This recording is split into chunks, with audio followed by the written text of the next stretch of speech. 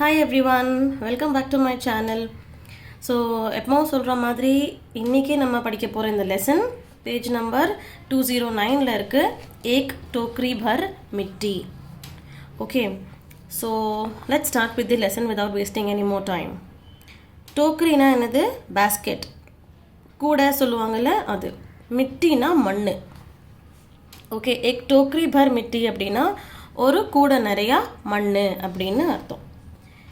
एक ज़मींदार के महल के पास एक गरीब विधवा की झोंपड़ी थी.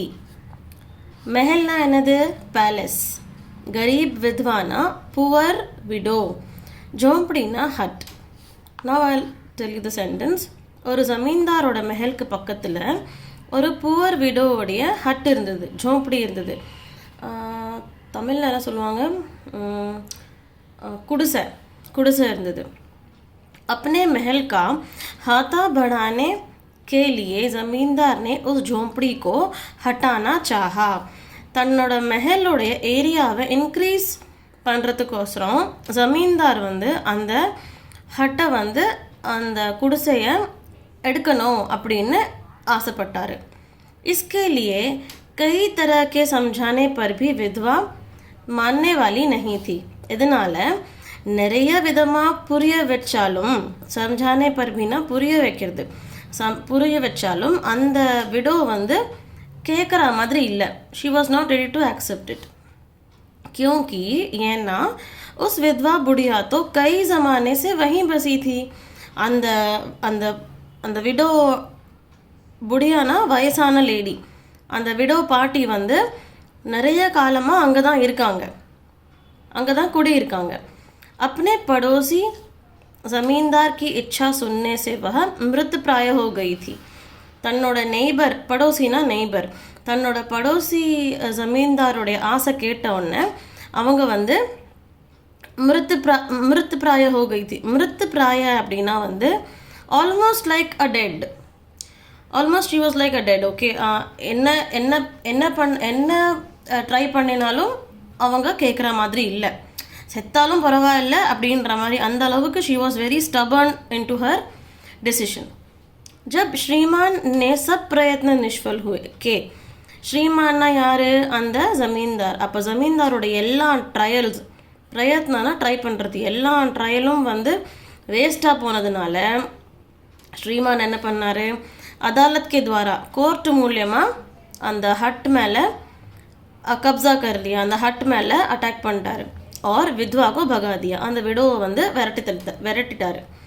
इसी कारण இதனால बेचारीना பாவம், இதனால பாவம் कहीं पास पड़ोस में जाकर रहने लगी. पड़ोसना என்ன சொல்லியிருக்கேன்? நெய்பர்.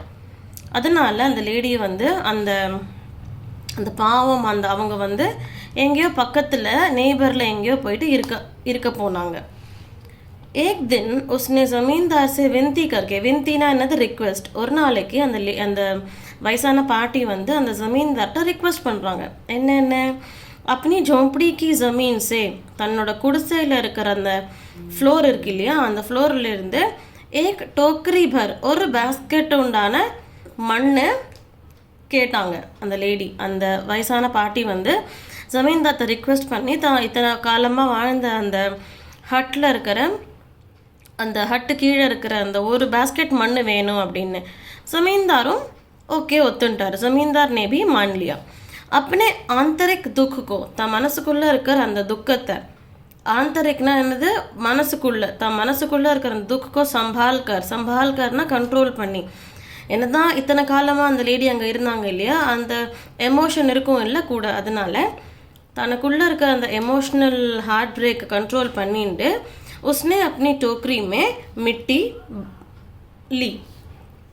அந்த எமோஷ்னல் ஹார்ட் பிரேக்கை கண்ட்ரோல் பண்ணிட்டு அவங்க தன்னோட பேஸ்கெட்டில் மண்ணை எடுத்தாங்க. பர் अपने सिर पर टोकरी को धर न सकी. धरना வைக்கிறது. ஆனால் தன் தலையில் அந்த டோக்கரியை தூக்கி வைக்க முடியல. इसलिए அதனால் ஜமீன்தார் से हाथ जोड़कर मदद मांगी. அதனால் ஜமீன்தார்கிட்ட கையை சேர்த்து, நம்ம ரிக்வெஸ்ட் பண்ணும்போது ரெண்டு கையும் சாமி நமஸ்காரம் பண்ணுற மாதிரி சேர்த்துப்போம் இல்லையா, ஹாத் ஜோடுக்கர்னா கையை சேர்த்து வச்சு அவங்க ஹெல்ப் கேட்டாங்க, மதத் மாங்கி. जमींदार ने भी उस पर तरस खाकर, तरसना என்னது பாவம் பார்த்து, ஜமீன்தாருக்கும் கொஞ்சம் பாவமாக இருந்தது, ஜமீன்தாரும் அவங்க மேலே பாவம் பார்த்து டோக்கரி உठाने की कोशिश की, டோக்கரியை தூக்கிறதுக்கு ட்ரை பண்ணாங்க. கோஷிஷ்னா என்னது? To try. கோஷிஷ் பிரயத்ன ரெண்டும் ஒன்று தான். கோஷிஷ் வந்து பண்ணார்.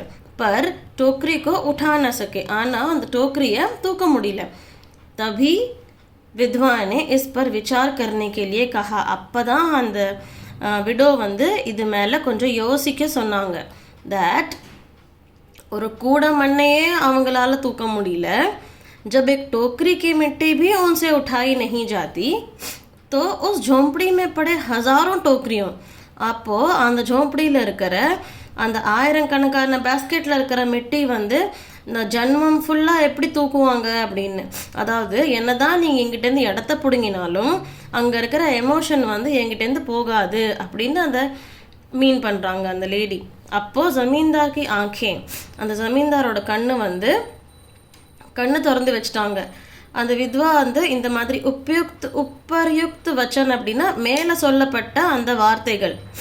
ஓகே, வச்சன்னா பேச்சு, உப்பர்யுக்த்னா மேலே சொல்லப்பட்ட இந்த வார்த்தைகள்னால அந்த ஜமீன்தாரோட கண்ணை திறந்துட்டாங்க வித்வா. ஆர் க்ஷமா மாங்க, க்ஷமானா மன்னிப்பு கேட்டுட்டு ஜோம்படிக்கோ வாபஸ் தேதியா, அந்த ஜோம்படியை வந்து திருப்பி கொடுத்துட்டாங்க. யார்? ஜமீன்தார். ஸோ இதுதான் இந்த lesson. If you have any doubts in this particular lesson, please do ask me in the comment section. Definitely I'll clear it out. Not only in this lesson, Hindi-la enna mari doubt irundhalum you can ask me without hesitation. Okay, thank you so much.